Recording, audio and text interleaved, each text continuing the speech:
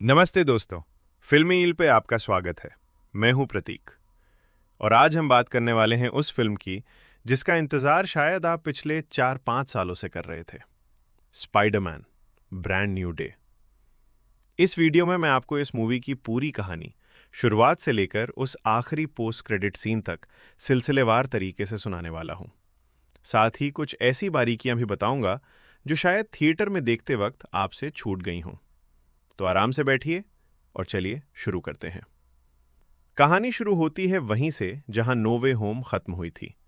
Doctor strange के उस spell की वजह से पूरी दुनिया पीटर पाकर को भूल चुकी है। एमजे भी, नेट भी, यहां तक कि जो लोग कभी उसके सबसे करीब थे वो भी अब उसे पहचानते तक नहीं।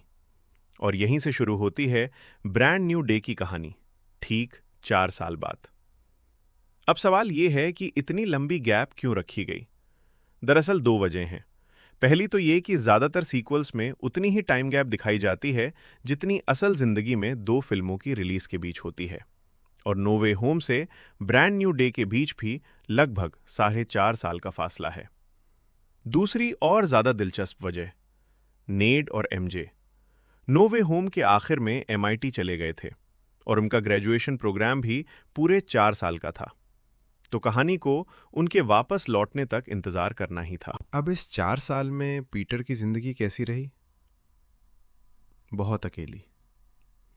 वो एक बिल्कुल टूटी फूटी पुरानी सी जगह में रहता है, लेकिन वहीं उसने अपना खुद का एक एआई सिस्टम भी बना लिया है जिसका नाम है ईवी, जिसे आवाज दी है नाओमी वॉट्स ने। चूंकि दुनिया पीटर को जानती ही नहीं, तो स्टार्क इंडस्ट्रीज से उसे अब कुछ भी नहीं मिलता। इसीलिए वो अपने पुराने फैब्रिकेटर से खुद के गैजेट्स बना रहा है। एक नया हेड्सअप डिस्प्ले और वेब शूटर्स भी, लेकिन इस बार ये पुराने वाले जैसे नहीं। ये बड़े हैं, सूट के बाहर की तरफ लगे हुए, एक्सटर्नली अटैच होने वाले। और इसकी वजह हमें आगे कहानी में खुद ही पता चल जाएगी। इन 4 सालों में पीटर ने अकेले ही शहर के छोटे मोटे बहुत से विलेंस को संभाला है। बूमरैंग, टॉम स्टोन, टारंटूला जैसे नाम बस झलक भर दिखते हैं इस मोन्टाज में, जो ये बताने के लिए काफी है कि स्पाइडरमैन अब पूरे शहर का चहीता बन चुका है। यहां तक कि शहर की नई मेयर शीला रिवेरा, जो पहले Daredevil born again series में विल्सन फिस्क यानी किंगपिन की असिस्टेंट हुआ करती थी और फिस्क के गिरने के बाद अब खुद मेयर बन चुकी हैं, वो स्पाइडरमैन को शहर की चाबी, की टू द सिटी अवार्ड से सम्मानित करती हैं।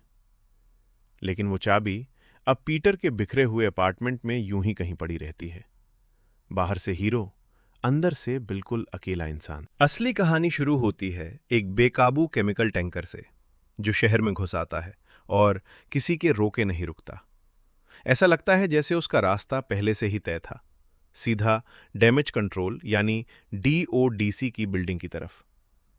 इसी सड़क पर फ्रैंक कैसल यानी पनिशर भी मौजूद है, और उसी वक्त उसी बिल्डिंग के अंदर स्कॉर्पियन यानी मैक गार्गन को भी एक जगह से दूसरी जगह शिफ्ट किया जा रहा है। पीटर बहुत मेहनत के बाद टैंकर की रफ्तार तो कम कर देता है, लेकिन फिर भी वो डीओडीसी की बिल्डिंग में जा घुसता है और भारी तबाही मचा देता है।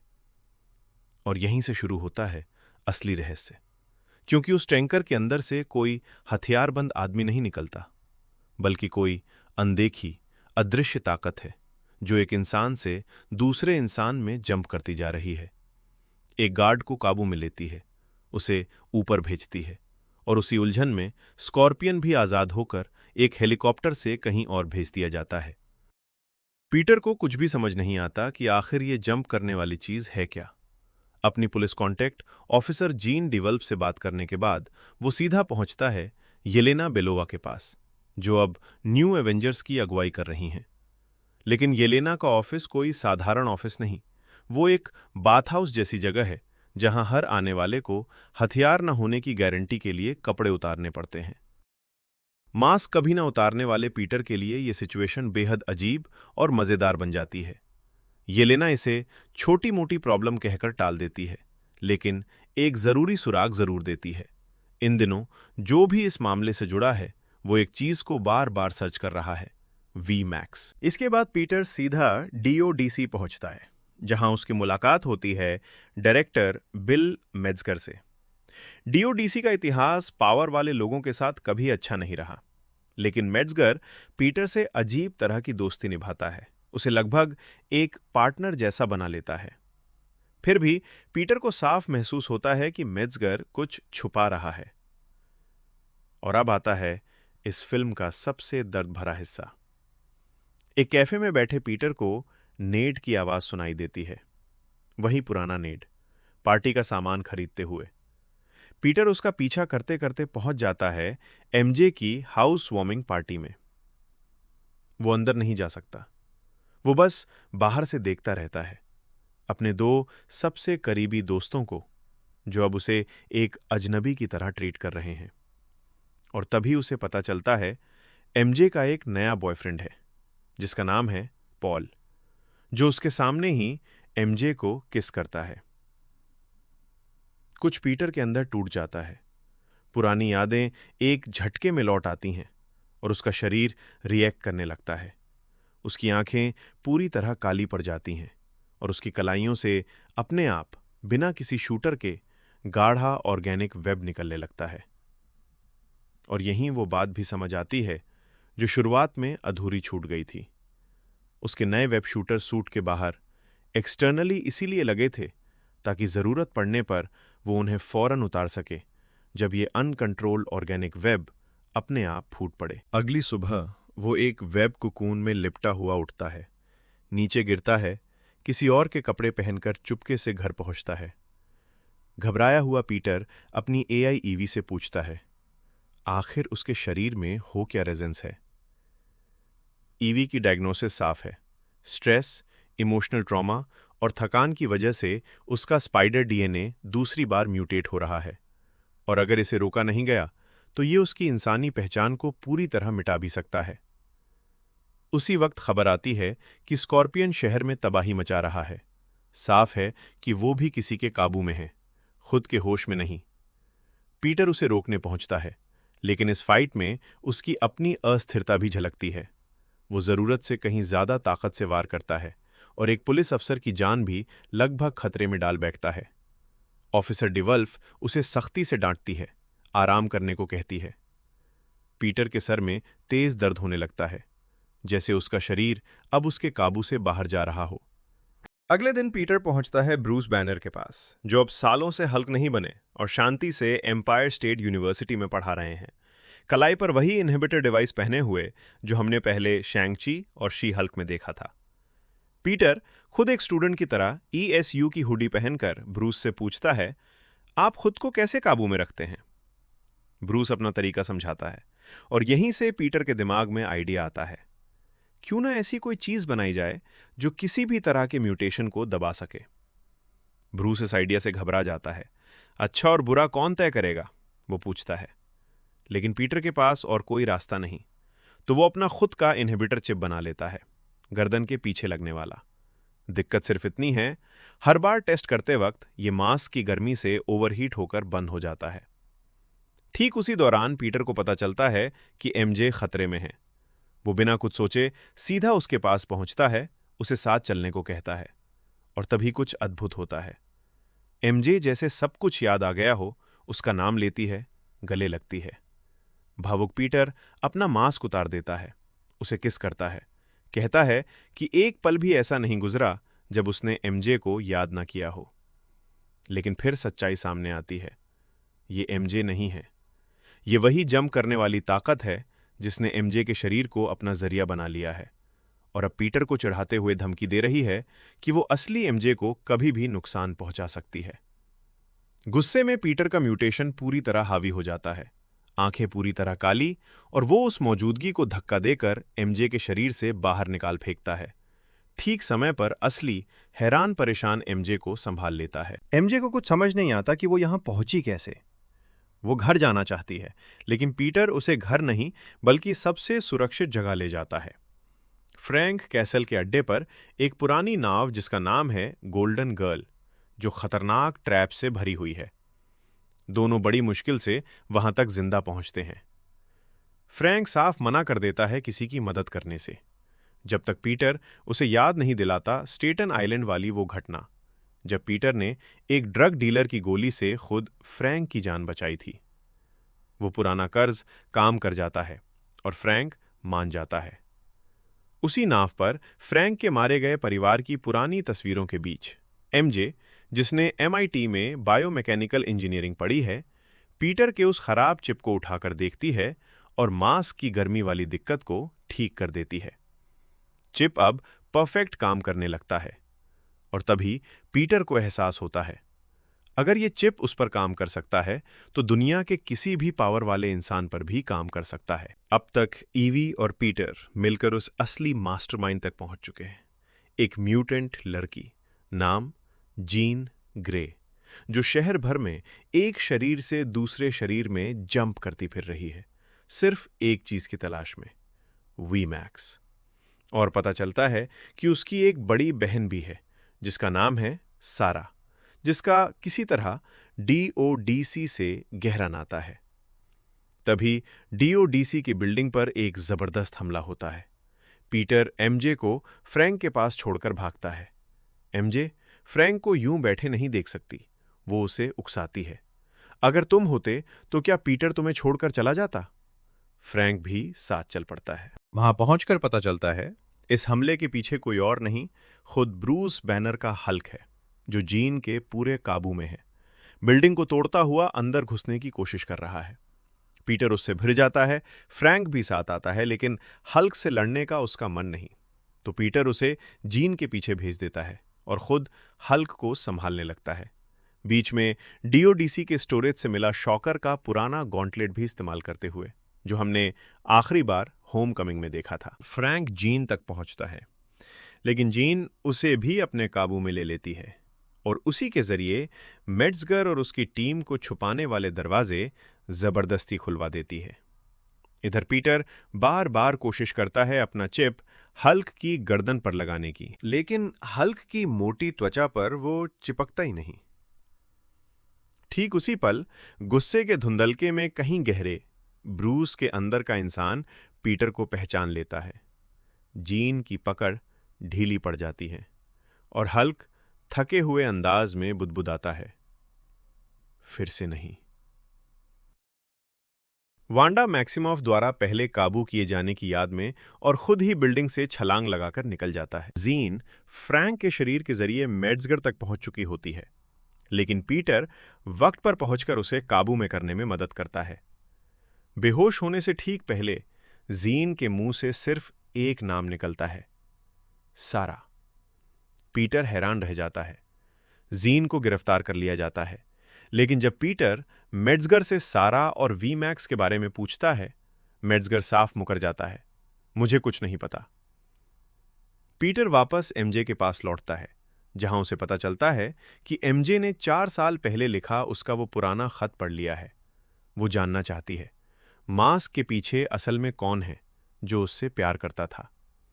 स्पाइडरमैन आखिरकार पूरी तरह मास्क उतार देता है, लेकिन एमजे बड़ी सच्चाई से कहती है, जिसने भी उसे प्यार किया था वो अब उसके लिए एक अजनबी है। वो अभी उसके लिए वैसा कुछ महसूस नहीं करती। ये सुनकर पीटर बुरी तरह टूट जाता है। उसने अपनी पूरी पुरानी जिंदगी कुर्बान कर दी और जिसे वापस पाने की उम्मीद में ये सब किया, वो अब वहां है ही नहीं। इसी बीच पीटर येलेना के पास सारा और वीमैक्स की पूरी बात लेकर पहुंचता है और येलेना उसे इस कहानी का सबसे दुखद हिस्सा बताती है। बरसों पहले सारा और जीन, दोनों तेज तर्रार टेलीपैथ बहनें, जिन्हें उनकी अपनी मां ने सिर्फ इसलिए छोड़ दिया था क्योंकि उनकी पावर्स सामने आ गई थीं, एक पार्क में साथ खेला करती थीं, एक दूसरे के दिमाग में जंप करने की प्रैक्टिस करते हुए करीब 33 मीटर के दायरे में। एक दिन डीओडीसी के एजेंट्स ने उन्हें वहीं घेर लिया। सारा, जो हमेशा जीन से एक कदम आगे थी, अपनी पावर से जीन को सुरक्षित दूर भेज देती है और खुद पकड़ी जाती है। महीनों तक मेट्जगर की टीम उसे एक कुर्सी से बांधकर बार बार उसका दिमाग जंप करने पर मजबूर करती रही, उसके हर पैटर्न को रिकॉर्ड करते हुए, ताकि इस पावर को कॉपी करके किसी और में डाला जा सके। और उसी दौरान कहीं ना कहीं सारा की मौत हो गई। जीन को कभी पता ही नहीं चला। वो अब तक एक ऐसी बहन को ढूंढ रही थी जो पहले से जा चुकी थी। अब पूरी सच्चाई जान चुका पीटर जीन को बचाने और मेट्ज़गर को बेनकाब करने के इरादे से फिर डीओडीसी की तरफ बढ़ता है। लेकिन इस बार बिल्डिंग उसके लिए पूरी तरह बंद कर दी गई है और पहरा दे रहे हैं द हैंड के निंजा, वही खतरनाक गुट जो हमने डेयर डेविल सीरीज में देखा था, जो अब चुपचाप मेट्ज़गर के लिए काम कर रहे हैं। सारा से चुराई गई उसी टेलीपैथिक टेक्नोलॉजी से उनके दिमाग भी जोड़ दिए गए हैं। यही वजह है कि पहले जिन निंजाओं को पीटर ने आसानी से पछाड़ दिया था, इस बार वो कहीं ज्यादा खतरनाक और तालमेल वाले लगते हैं, क्योंकि इस बार वो सिर्फ ट्रेन नहीं बल्कि आधे अधूरे काबू में भी हैं। अंदर मेट्ज़गर अब भी जीन पर एक्सपेरिमेंट किए जा रहा है, उसके हर जंप को रिकॉर्ड करते हुए, ये उम्मीद लगाए कि शायद वो कभी इस पावर को किसी और में ट्रांसफर कर पाए। तभी जीन की नजर ऊपर एक वेंट पर लिखे लेबल पर पड़ती है, वी मैक्स। ये कोई कोड नेम नहीं था, ये तो बस एक ब्रांड का नाम था उस वेंट पर छपा हुआ, और यही आखिरी चीज थी जो उसकी बहन सारा ने मरने से पहले देखी थी। जीन के अंदर कुछ पूरी तरह टूट जाता है। उसका गुस्सा इतनी जबरदस्त टेलीकाइनेटिक लहर में फूटता है कि शहर के एक बहुत बड़े हिस्से में हर इंसान, हर चीज 1 इंच भी हिल नहीं पाती, जैसे वक्त ही थम गया हो। पनिशर उसी फ्रीज हुए इलाके में फंसा हुआ ये सब अपनी आंखों से देखता है और तय कर लेता है कि अब जीन को रोकना ही होगा। इधर स्पाइडरमैन आखिरकार द हैंड को हराकर जीन तक पहुंच जाता है। जीन धमकी देती है कि वो उसके दिमाग में जबरदस्ती घुस सकती है, चाहे वो चाहे या ना चाहे। लेकिन इस बार पीटर खुद उसे अंदर आने देता है और वहां उसकी अपनी यादों में जीन देखती है उसकी मां, उसकी आंटी में की मौत, वो दोस्त जो अब उसे याद तक नहीं करते, और सबसे खास आंटी में की वो नर्म आवाज जो पीटर से कहती है कि वो अपने हर हिस्से को कबूल करे, जैसा भी वो है। एक पल के लिए जीन खुद पीटर के दर्द के अंदर होती है और समझ जाती है पीटर ने कभी अपनी ताकत को दुनिया से बदला लेने के लिए इस्तेमाल नहीं किया। धीरे धीरे उसका गुस्सा बहने लगता है। वो मेट्ज़गर को छोड़ देती है, मारती नहीं। शहर पर छाया वो फ्रीज भी टूट जाता है और ठीक उसी पल फ्रैंक, जो अब भी अपनी स्नाइपर राइफल जीन पर टिकाए बैठा था, गोली चला देता है। पीटर की लौटी हुई स्पाइडर सेंस उसे 1 सेकंड पहले ही खबर दे देती है। वो जीन को धक्का देकर बचा लेता है और गोली खुद अपने ऊपर ले लेता है। फ्रैंक उसे लेकर हॉस्पिटल भागता है, अपराध बोध से भरा हुआ। जीन दूर कहीं से अपनी पूरी पावर पीटर के दिमाग पर टिकाए रखती है, उसे जिंदा रखने के लिए डॉक्टर्स के हाथ लगने तक उसकी सांसें थामे रखती है। पीटर बच जाता है, बड़ी मुश्किल से। जब उसकी आंख खुलती है तो चारों तरफ शहर भर से स्पाइडरमैन के लिए भेजे गए कार्ड्स और मैसेज पड़े हैं। किसी को उसका असली नाम नहीं पता, बस सब यही चाहते हैं कि उनका हीरो ठीक हो जाए। फ्रैंक वहीं बैठा है, रोता हुआ। किसी ने कभी पनिशर को रोते नहीं देखा था। पीटर आधी बेहोशी में भी इस पर हल्के से हंस पड़ता है। दोनों मिलकर एक आखिरी तरकीब निकालते हैं। फ्रैंक मास्क पहनकर बाहर खड़ा हो जाता है ताकि इंतजार कर रही भीड़ को लगे स्पाइडरमैन अब भी वहीं है, जबकि असली बिना नकाब वाला पीटर पार्कर उन्हीं लोगों के बीच से चुपचाप निकल जाता है जो सालों से उसी की वजह से सुरक्षित महसूस करते आए हैं। जीन न्यूयॉर्क में और कुछ करने को ना बचा देखकर एक बस पकड़कर शहर छोड़ देती है, शायद वेस्टचेस्टर की तरफ, जहां फैंस को शक है कि शायद एक खास स्कूल उसका इंतजार कर रहा है। मेट्ज़गर कहीं गायब हो जाता है और डीओडीसी की खामोशी बताती है कि ये कहानी और वो इनहिबिटर टेक्नोलॉजी जो अब उनके हाथ लग चुकी है, अभी खत्म नहीं हुई। पीटर अपनी आंटी में की कब्र पर जाता है, फूल चढ़ाता है, एक खामोश पल बिताता है, फिर ऑफिसर डीवल्ट से मिलकर अगले मिशन के लिए तैयार हो जाता है। इस बार वो पहले से हल्का महसूस करता है, क्योंकि पहली बार उसका इंसानी हिस्सा और उसका स्पाइडर हिस्सा आपस में लड़ नहीं रहे। दोनों आखिरकार एक हो चुके हैं। और फिर आता है इस फिल्म का असली सबसे प्यारा आखिरी सीन। पीटर एक कोने की दुकान में घुसता है और वहां अचानक सामना होता है नेड से। बिना सोचे समझे, पुरानी आदत के मारे दोनों वही सीक्रेट हैंडशेक कर बैठते हैं जो हाई स्कूल के दिनों से चला आ रहा था। पीटर सीधे सीधे अपना नाम बताता है, पीटर, और नेड हैरान होकर बस इतना कहता है, पीटर। ये साफ नहीं है कि ये सिर्फ मसल मेमोरी थी या नेट की मिटी हुई यादों में कोई हल्की सी चिंगारी अब भी बाकी है। खुद फिल्म के डायरेक्टर और नेट का किरदार निभाने वाले जैकब बटालन ने भी कहा है कि इसे जानबूझकर खुला छोड़ा गया है। और कहीं दूर एमजे अब भी अपने पुराने टूटे हुए ब्लैक डहलिया वाले लॉकेट को हाथ में थामे बैठी है। वही लॉकेट जो पीटर ने उसे बरसों पहले दिया था, जिसे उसने तब भी नहीं छोड़ा जब उसे ये तक याद नहीं था कि उसे संभाल कर क्यों रखा है। लेकिन कहानी अभी पूरी नहीं हुई। पोस्ट क्रेडिट सीन में हमें दिखता है नेट का वही ऐप स्पाइडी ट्रैकर जो उसने शहर भर में स्पाइडरमैन को देखे जाने की रिपोर्ट्स के लिए बनाया था। अचानक उस ऐप पर एक नई लोकेशन ब्लिंक करती है। मैप जूम आउट होता जाता है, न्यूयॉर्क से आगे, धरती से आगे, चांद से भी आगे, और आखिर में रुकता है गहरे अंतरिक्ष में, एक टिमटिमाते नन्हे बिंदु पर। स्क्रीन पर उभरते हैं बस 3 शब्द, स्पाइडरमैन विल रिटर्न। अभी ये साफ नहीं कि ये किस फिल्म का हिस्सा होगा। ज्यादातर संकेत अवेंजर्स सीक्रेट वॉर्स की तरफ इशारा करते हैं, न कि दिसंबर वाली डूम्सडे की तरफ। खासकर इसलिए क्योंकि जीन ग्रे का किरदार पहले ही सीक्रेट वॉर्स में लौटने की पुष्टि हो चुकी है, और ऐसा माना जा रहा है कि यहीं से एक नई एक्समेन टीम की शुरुआत भी होगी। अब कुछ ऐसी बातें जो शायद आपसे थिएटर में छूट गई हों।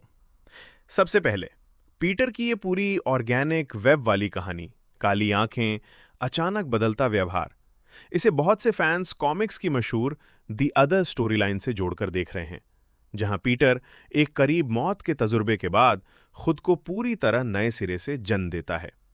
और ये ऑर्गेनिक वेबिंग वाला आइडिया दरअसल नया नहीं। सैम रेमी की टोबी मैगवायर वाली तिकड़ी में भी यही दिखाया गया था, जिसकी जड़ें जेम्स कैमरन की 1990 के दशक की उस स्क्रिप्ट तक जाती हैं जो कभी बनी ही नहीं।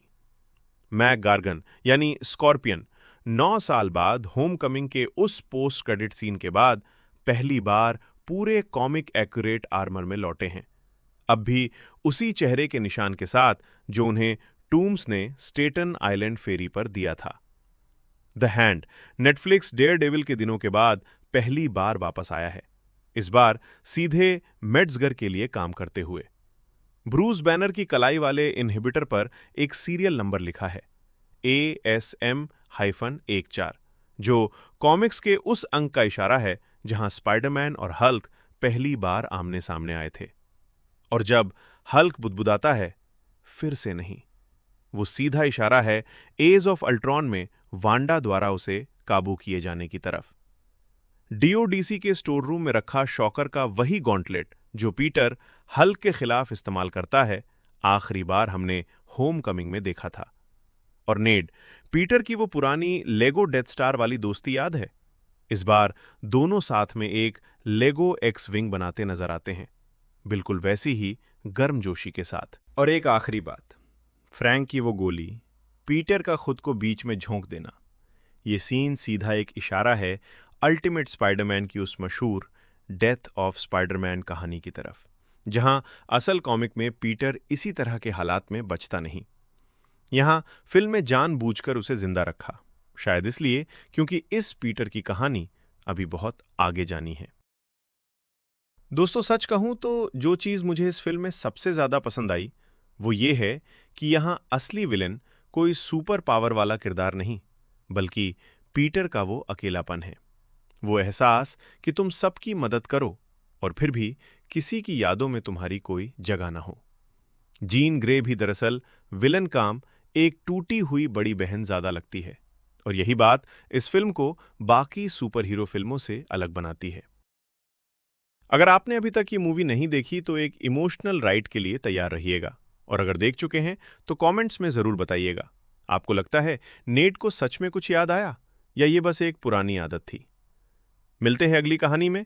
यही थी स्पाइडरमैन ब्रांड न्यू डे। पूरी कहानी